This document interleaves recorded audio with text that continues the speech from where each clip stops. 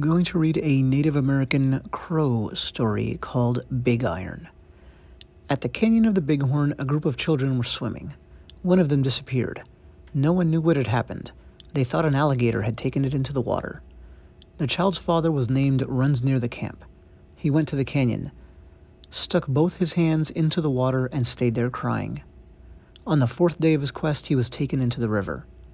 They took him and told him an alligator had taken the boy to the mouth of Woody Creek, that he was dead, and the water beings wanted to eat him, but were waiting.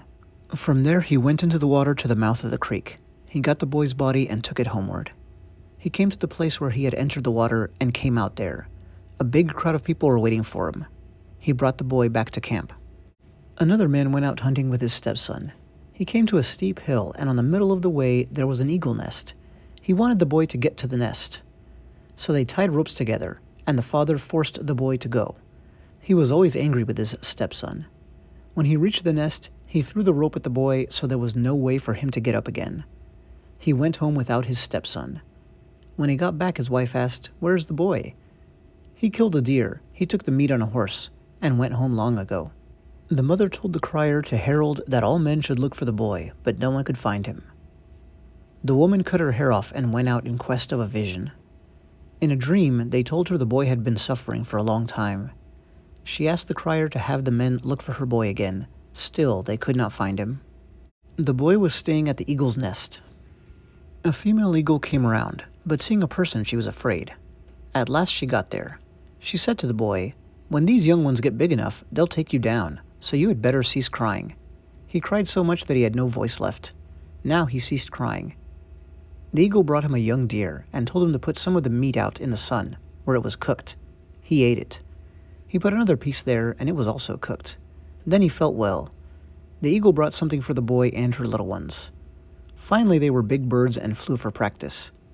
When they were strong enough, the mother bird said to the boy, "We'll go over to the camp 4 times and take you down." The mother dreamt again, and they always told her, "Your child has been suffering for a long time." When she got home, she always told her husband. The eagle said, "Your brothers are not strong enough. I'll take you myself. We'll make you a bow and arrow. Get 4 sticks." He got 4 sticks. She painted it 2 white, 1 yellow, and 1 red. The 2 white arrows were his best arrows. "I'll take you tomorrow," she said. The next morning she set out with the boy on her back.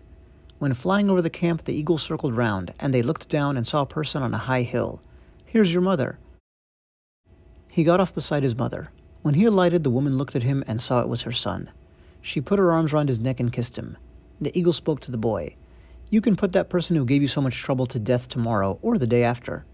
You can give any kind of trouble to him. Kill a buffalo and cut it open, leaving it there." The eagle left. The boy and his mother sat down on a high hill. She wanted her son to tell her what troubles he had had. He only cried in reply. When he was in camp, everyone got around him to hear what experiences he had, but he would not tell. They could not get him to tell the story. After a few days, he said to his mother, "I'll kill my father. He has given me lots of trouble." "Do as you please." He took his white arrow and shot his stepfather through the body. When the man walked to the door, he shot him again, killed him, dragged him away, and said no one should go near, lest it give them trouble. A crier announced it, and even the man's relatives did not go near. The next day he went to kill the buffalo the eagle had told him about. A man came and asked him for meat. "It is not mine. I'm killing it for my father." After he had opened it, the man said, "We'll go for more." They saw more buffalo and killed 3. While they were butchering, the eagle was seen far up in the air. It swooped down, nearly touching the men. The boy knew this meant they should hide, but his companion mounted and went to camp. Then the Sioux came and fought the young man. He killed 9. He was hard to shoot, so they turned back. His comrade ran home and called the rest of the men to come with him. "My comrade will be killed by this time." The big camp hurried over when the Sioux had left him, and they found 9 enemies killed by the boy.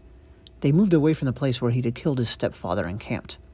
One of the man's relatives wanted to take his bones and bury him. He went out. As he picked him up, though there were no clouds, it rained on him, and lightning struck and killed him. For several days he was not seen at home. They looked for him again and found him with the other corpse. The crier again heralded that all should keep away from the corpse, for the young boy was a medicine man. Everyone was afraid of him. The crier announced, "Keep away from the dead bodies." so everyone kept away. One night, the boy and his mother were all alone in the tent.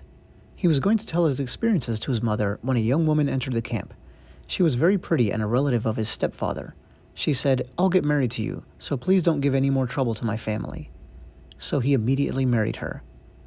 After a long while, his wife went to her mother's camp. The boy and his mother were alone again. "I'll tell you my troubles tonight," he said. "When we were out deer hunting, we got to a high bank, and about the middle was an eagle with little ones. My father wanted me to go. I did not want to go, but he forced me. He tied ropes together. 'When you reach the nest, shake the rope,' he said. I got there and shook the rope. Then he threw it down. That is why I stayed out so long. At first the eagle was afraid of me, but then it came and brought me home." His mother called the crier, bidding him herald what her son had said. He came and she told him. He heralded it. All the people blamed the stepfather. The boy's name was Big Iron. His stepfather was Good Clouds. "Whenever I die, give presents to me and pray to me," said the young man. When they wanted to pray to him, they gave him the right kidney, and what they prayed for was granted. When the main camp moved away, they buried him there. They gave presents to the ground where he was buried. The end. That reading was for Lynn W. Thank you so much, Lynn, for supporting Death in Global Folktales. I hope you and anyone else listening enjoyed that story. A lot of the Native American stories have this mysterious air, I guess, to us, that is. You have some factors that you see in a lot of fables, like divine assistance. Now, it's an eagle, but it's a talking eagle. Eagles are creatures of the air, the sky. I think we can take that assistance as divine. You have kind of the stepchild thread to the story. We see that a lot. European folktales, that kind of thing. Not often does the child actually kill the evil step-parent, though, huh? Some things that are more unique to this culture are like the vision quest that the mother goes on. I love that. The shamanistic powers, him becoming a shaman and being called a medicine man. That label, of course, is uniquely Native American.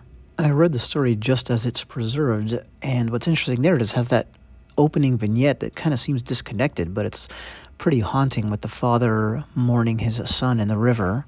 And this is part of that mysterious air that I talked about, or I just have no idea why that's included because there's no relation to the story that it seamlessly transitions into. Although it is about a loving father and his boy, and then we immediately move on to the unloving stepfather and his boy. But back to our protagonist, the boy Big Iron.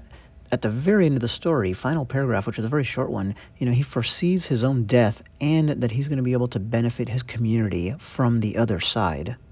And the people would give presents to the ground at the spot of his burial. The Joseph Campbell hero's journey outline is definitely present here, or it can be applied to this story. He's part of this insulated world. He goes out, adventures, has trials, meets with a greater power, and then brings something back to his people. Well, that is the story and a little bit of commentary. Big Iron from The Crow. Thanks for watching.